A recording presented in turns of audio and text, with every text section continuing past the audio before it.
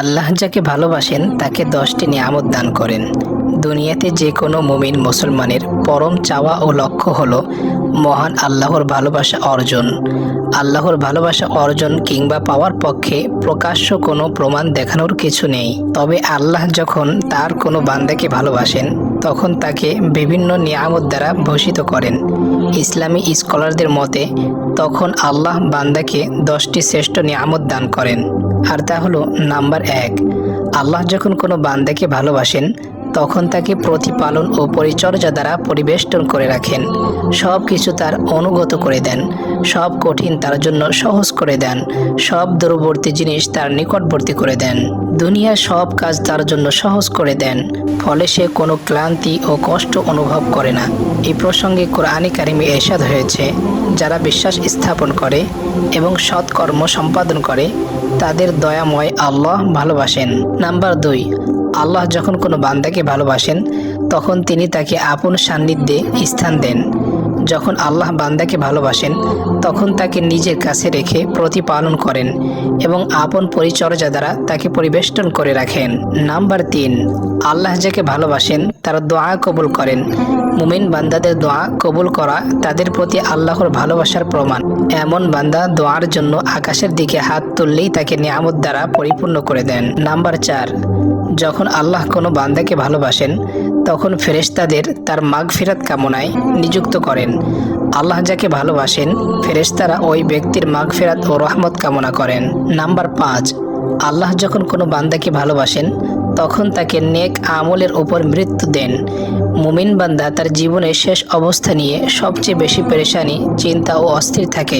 Number 6, আল্লাহ যখন কোনো বান্দাকে ভালোবাসেন তখন তাকে মৃত্যুর সময় অভয় ও নিরাপত্তা দান করেন এবং তাকে দুনিয়াতে নিরাপদ জীবন দান করেন।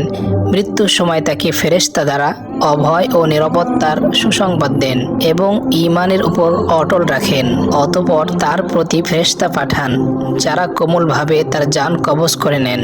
মৃত্যুর সময় তাকে ঈমানের উপর দৃঢ় পদ রেখে তাকে জান্নাতের সুসংবাদ দেন। নাম্বার 7, আল্লাহ যাকে ভালোবাসেন তাকে চিরস্থায়ী জান্নাত দেন।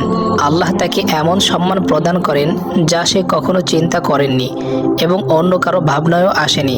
আল্লাহ তার প্রিয়দের এমন জান্নাত দান করবেন যেখানে তারা যা কামনা করবে তাই পাবে। নাম্বার 8, আল্লাহর ভালোবাসা বান্দার তখনই নসিব হবে যখন বান্দা নবী করিম সাল্লাল্লাহু আলাইহি ওয়াসাল্লামের সুন্নাতকে আঁকড়ে ধরবে।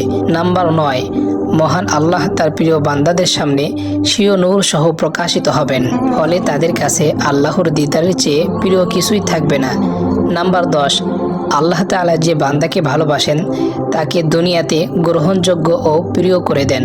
হাদিসে ইরশাদ হয়েছে, হযরত আবু হুরায়রা রাদিয়াল্লাহু তাআলা আনহু বলেন, হযরত রাসূল সাল্লাল্লাহু আলাইহি ওয়াসাল্লাম বলেছেন, যখন আল্লাহ তার কোনো বান্দাকে ভালোবাসেন তখন হযরত জিবরাইল আলাইহিস সালামকে ডেকে বলেন, আমি অমুক বান্দাকে ভালোবাসি, সুতরাং তুমিও তাকে ভালোবাসো। অতঃপর জিবরাইল আলাইহিস সালাম তাকে ভালোবাসতে থাকেন। তারপর আকাশবাসীকে বলেন, আল্লাহ অমুক ব্যক্তিকে ভালোবাসেন, অতএব তোমরাও তাকে ভালোবাসো। তখন আকাশের সব ফেরেশতারা তাকে ভালোবাসতে থাকে।